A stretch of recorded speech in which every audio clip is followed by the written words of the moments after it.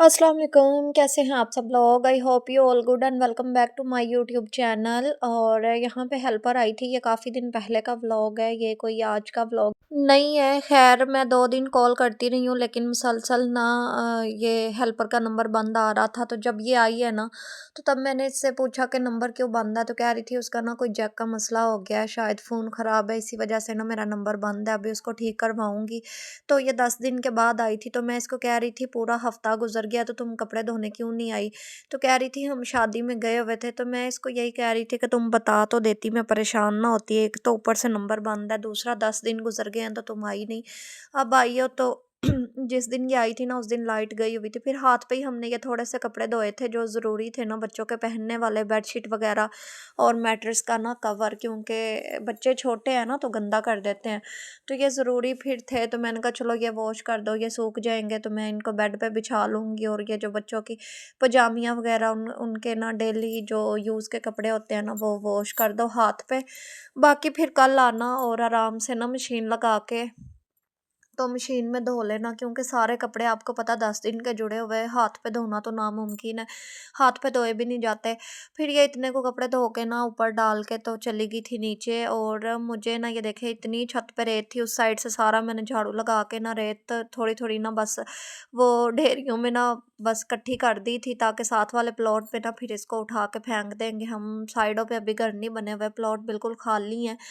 तो रेत देखें कितनी, अभी छत पे ना हमारे कोई फर्श वगैरह, कोई टाइल शाइल, कोई पत्थर कुछ भी नहीं लगा हुआ। जैसे ही घर बना है ना, तो ऊपर आपको पता है कपड़े डालने होते हैं दीवारों पे, हवा से कपड़े गिरते हैं।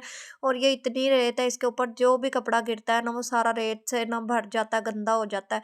तो इसी वजह से मैं रोज़ इसको ना बस सोचती थी आज छत साफ करूंगी, आज झाड़ू लगाऊंगी। मैंने कहा एक दफ़ा ये छोटा सा झाड़ू है ना, इससे ये अच्छे से बैठ के ना दबा दबा के मैं खुद लगा के इकट्ठी कर रही हूँ, ताकि ना ये अच्छे से रेत देखें कितनी सारी है, अच्छे से रेत जो है ना मोटी मोटी वो सारी इकट्ठी हो जाए, और जो है ना कपड़े कम गंदे हों जब गिरे तो।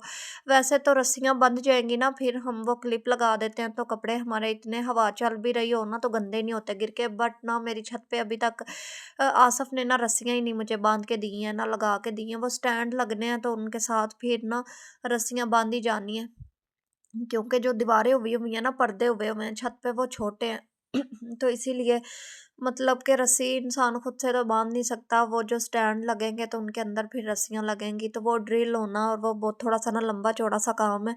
तो इसीलिए पेंडिंग है, इंशाल्लाह पीछे तो लगी हुई हूँ, कब मुझे कर दें कर दें। कपड़े रोज दीवारों से ना नीचे गिर जाते हैं, साथ वाले प्लॉट में, कभी उस वाले प्लॉट में, और कपड़े बहुत ज़्यादा गंदे हो जाते हैं। फिर वो दोबारा से फिर मशीन में रखने पड़ते हैं, दोबारा वॉश करने पड़ते हैं। तो बस ये बहुत ज़्यादा टेंशन बनी हुई है मेरे लिए ना।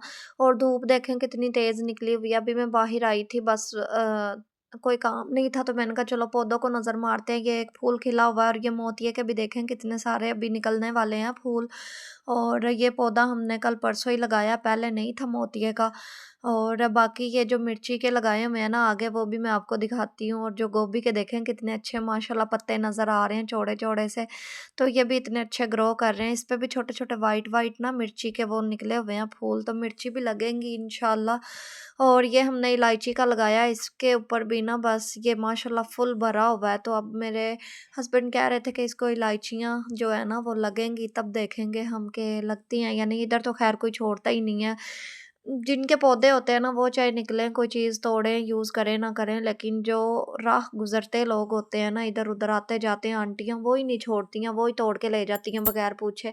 कच्चे टमाटर हैं, कोई भी चीज़ है ना, पौधा है, मतलब पूछना भी वो ज़हमत नहीं करती हैं कि पूछने की भी, कि जिनकी चीज़ है हम पूछ लें कि पूछ के ले जाएँ, बस ऐसे ही जो नज़र आती है तोड़ती हैं और चली जाती हैं। तो ख़ैर कोई नहीं, अभी असर का टाइम था, यहाँ पे कोई 4 साढ़े 4 बजे का मैंने ऊपर रखे थे मसर, प्रेशर लगाया था, जल्दी बन जाएँगे। और वैसे भी ना प्रेशर में अच्छे पक जाते हैं मसर जो होते हैं। एक तो सिलेंडर होता है, सिलेंडर पे आपको पता है जो है ना हीट कम होती है, जो दूसरी गैस होती है उसकी हीट ज़्यादा होती है, खाना जल्दी बन जाता है। और एक चूल्हे पे पहले एक चीज़ बनती है फिर दूसरी बनती है। चावल भी यहाँ पे बॉयल हो गए थे और खाना-शाना हमने खा भी लिया था। मुझे गोल्डन लाइट में ज़्यादा प्यारे लग रहे थे, आप लोग वाइट लाइट में भी देख लें। मसर चावल हमने पका के खा भी लिए और उसके बाद रात में हम आ गए थे बाहर। गई तो थी मैं अपने घर के लिए ना फ्लावर्स वगैरह $1 शॉप से लेने के लिए, मतलब जो होती है ना फ्लावर्स वाली जो टहनियाँ होती हैं वो लेने गई थी। बट वो छोटी थी, मुझे बड़ी वाली चाहिए थी लेकिन बड़ी वाली वहाँ पे थी नहीं। ये साथ ही $1 है, अभी मैं आपको दिखाऊँगी भी। और जो है ना फिर ये कबाब नोश के मैंने कहा चलो कबाब ट्राई करते हैं। सीख कबाब हमने ले लिए उन्हीं पैसों के। और ये रही $1 और नान लिए, आइसक्रीम वगैरह खिला दी बच्चों को। उसके बाद दूध थोड़ा-सा ज़्यादा था, सेवइयाँ ईद की पड़ी हुई थी तो मैंने सेवइयाँ बना दी हैं। ये अभी पतीली में फुल गरम है, प्लेट में मैंने निकाली है अहमद के लिए, उसको जल्दी से ठंडी करके दूँ। और ये पानी में भी रखी है मैंने कहा आसफ़ को कॉल करती हूँ आके खा ले। बस यहीं तक था आज का vlog, hope you like it. अल्लाह हाफ़िज़।